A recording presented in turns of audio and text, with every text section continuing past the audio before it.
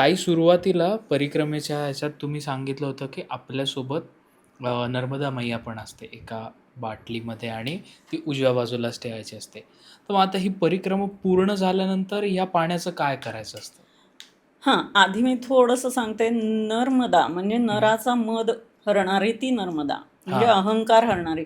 अहंकार काय असतो आपल्याला मी, माझं, माझं.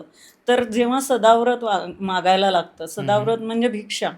भिक्षा मागून खायचंय, हं, हं. तेव्हा तुम्हाला अहंकार बाळगता येतच नाही आणि परिक्रमेत एखादा दिवस तरी हा 100% येतो. म्हणजे आजकाल खूप सारे आश्रम झालेत आणि खूप साऱ्या सुविधा झाल्या आहेत, त्यामुळे माहीत नाही. पण म्हणजे एखाद 2 दिवस तरी असे येतातच, की मागून खायला लागेल. बरं. तर त्यामुळे मागताना तुमचा अहंकार जातो.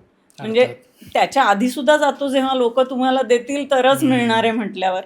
आपण खरेदी करायचं नाहीये, तेव्हा तो हळू-हळू, हळूहळू एकेका पावली जातोच. वाह! आणि जीवनामध्ये खूप खूप जास्त बदल घडून येतो. हं. आतमधनं आपण बदलतो. बरं. म्हणजे आपल्याला ज्या गोष्टींची खूपच अ, म्हणजे क्रेझ म्हणा, आवड म्हणा, हं, हं. जीवनशैली ज्याला आपण म्हणतो, म्हणतो. ती आपली खूपच बदलली जाते. बरं. तर त्या आणि तुम्ही म्हणालात, की परत येताना. हं. तर परत येताना आपण जी मैया आणलेली असते, तिचं काय करायचं? तर तिचं मुळात ती परत येईपर्यंत तिचं जलपरिवर्तन झालेलं असतं. हं, हं, हं. म्हणजे काय आहे, की आपण जेव्हा समुद्र ओलांडतो, हं, हं. त्याच्यामुळे कसं आहे, की तेव्हा आपण जल शंकराला वाहतो आणि त्याच्यानंतर अर्धं जल वाहिलेलं असतं ते समुद्राचं पाणी भरून घेतो. हं, हं. मग अमरकंटकला जातो. अमरकंटकमध्ये परत एकदा अमरकंटकचं कुंड आहे. बरं. तर म्हणजे अमरकंटक पासून नर्मदा मैया सुरुवात सुरुवात. होते. तर तिथे पण एक पूजा असते वगैरे. हं, हं.